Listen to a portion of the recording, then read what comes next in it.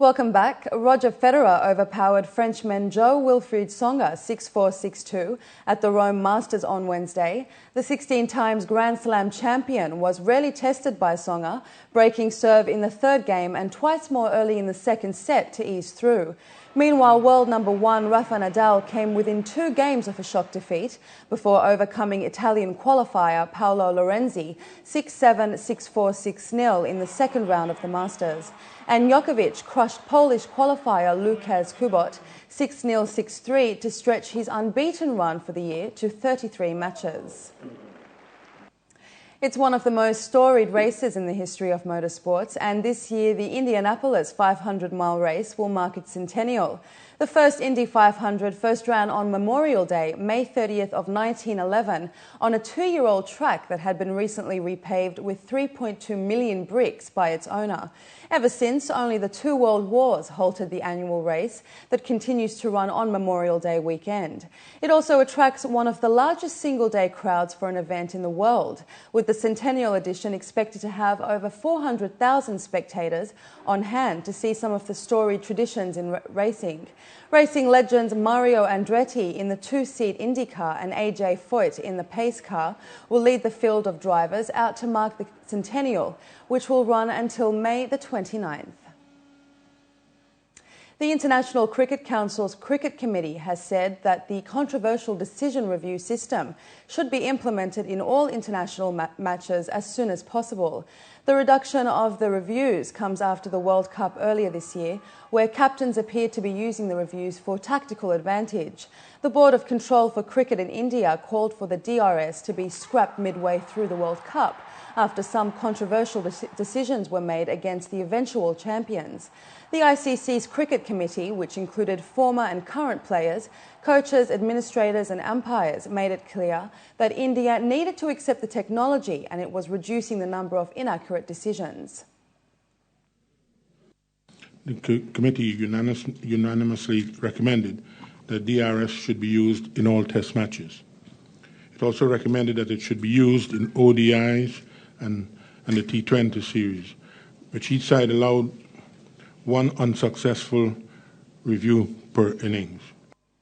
Swimmer Ian Thorpe said on Wednesday that he has returned to the sport for the enjoyment, not just for the chance to win medals. The Australian winner of 9 Olympic medals, 5 of them gold during the 2000 and 2004 Games, retired from the sport in 2006 at the age of 24, but announced his decision to return to competitive swimming in February with an aim to compete in the London Games next year. Thorpe's return sets up the prospect of a meeting in the 200 metres freestyle with Michael Phelps, the American who has dominated the sport since Thorpe retired. My goal when I started swimming again was that I wanted to swim better than I did when I used to swim.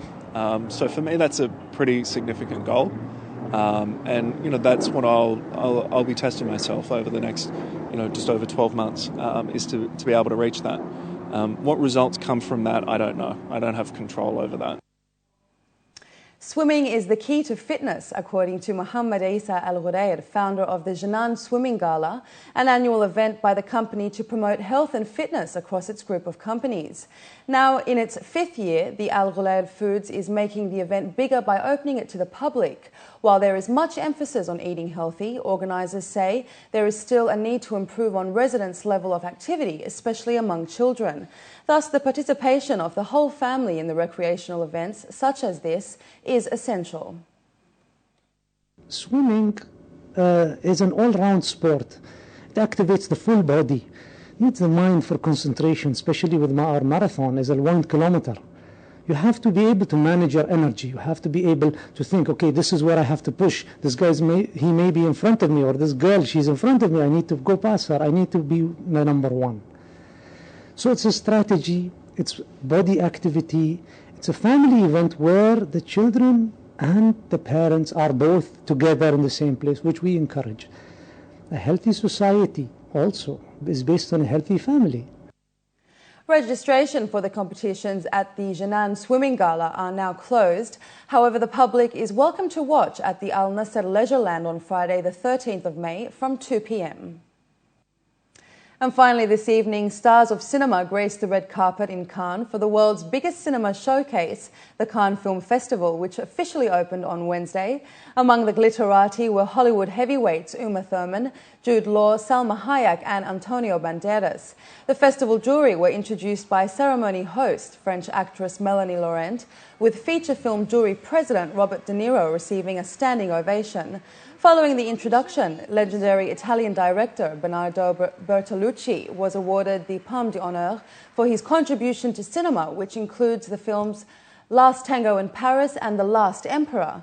Woody Allen's romantic comedy Midnight in Paris opened the festival, starring Owen Wilson and Marion Cotillard, as well as French First Lady Carla Bruni. The films selected this year will include 49 feature films from 33 countries, including 44 world premieres and 20 film main competition. And with that, let's take a look at the local and international weather forecast for tomorrow.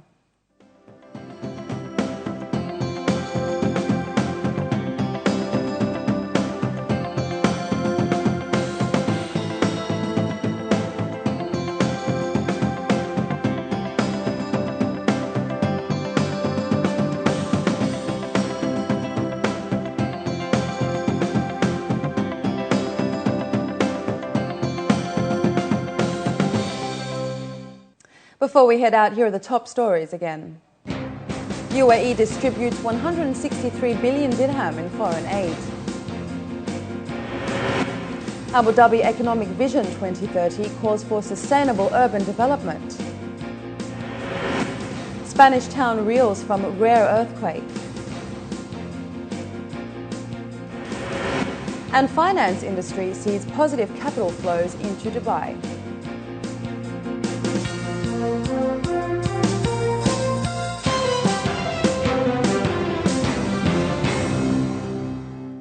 Well, that brings us to the end of the bulletin. As always, we love to hear your comments.